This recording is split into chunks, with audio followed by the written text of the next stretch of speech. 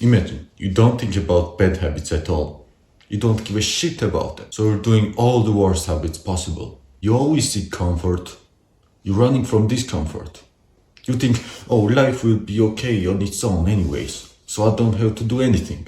Oh, I don't want to feel the discomfort. So you get down in your bed, warm and cozy, and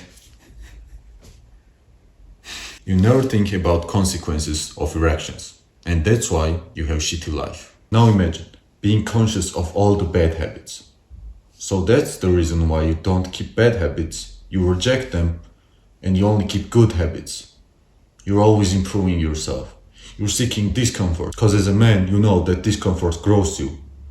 And comfort is the killer of improvement. And as time goes by, you don't even want to do bad habits because you enjoy good habits that much.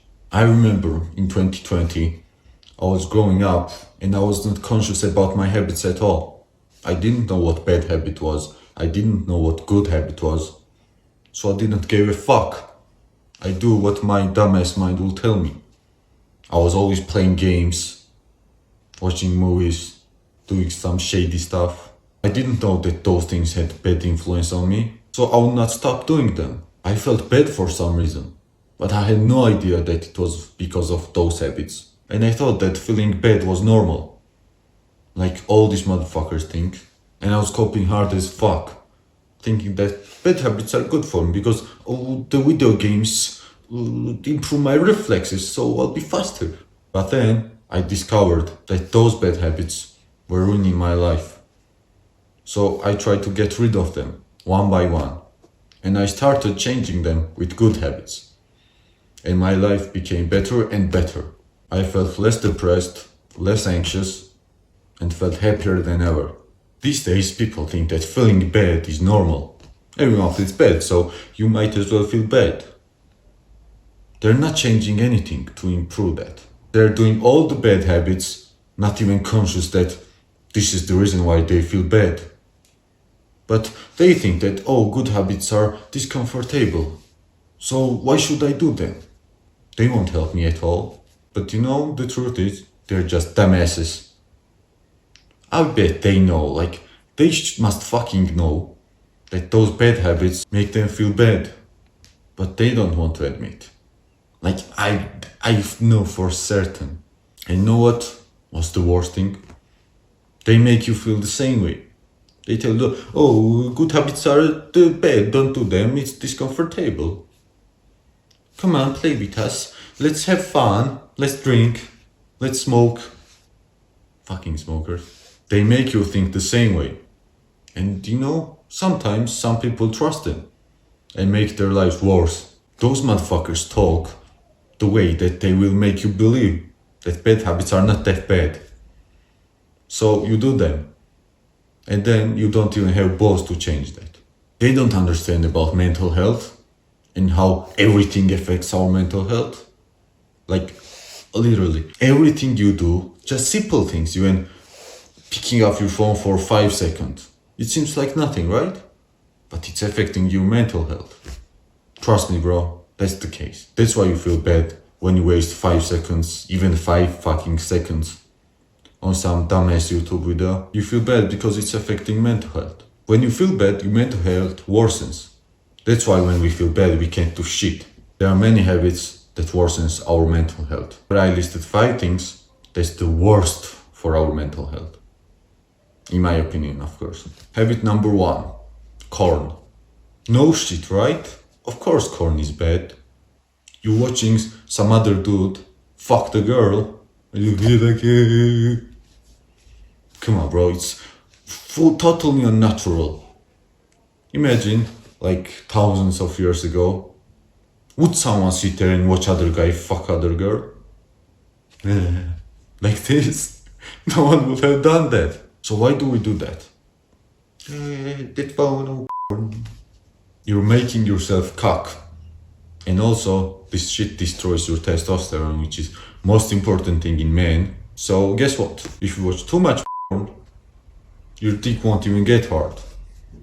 And you won't get excited while around other women. Imagine having a girlfriend and needing to watch porn to get excited. That doesn't sound good, right? The also makes you have unrealistic expectations. Like those hoes with big ass boobs and ass with full of silicone and who knows what. They make your expectations like, oh, this girl should be 10 out of 10 with body and have big boobs and ass huger than the fucking globe. So as time goes by, you won't like those normal girls that walk around. And you know what? You can't find like these perfect ass people in real world, like those stars. Because they spend hundreds of $1,000s on their bodies and their faces to make them look good. And it's also hurting your confidence. Because, let's be honest, when you jack off, it's because you can't get girls. So you're putting this belief in your mind that you can't get girls and you need to watch others get girls and fuck them to get excited. Habit number 2, video games. Bro, I swear, who created the video games this way that they are now? He was fucking genius. Because, you know, as men, we always seek to grow, right? We always want to achieve something. We strive for more. And that happens in video games exactly. You start from level 1, you need to do some shit to achieve more levels.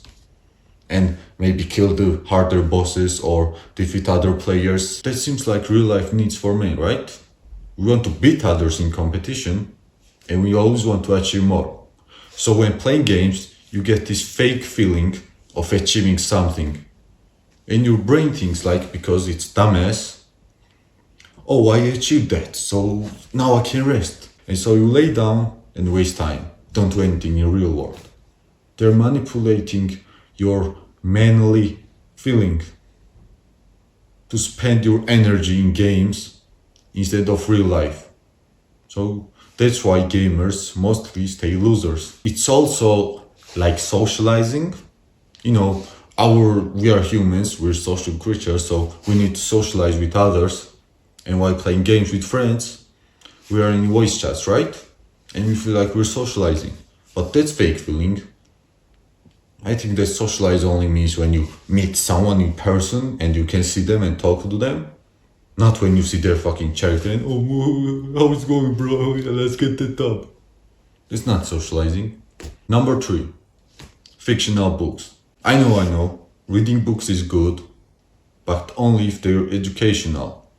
Not those fiction books. Fucking fake ass stories about something.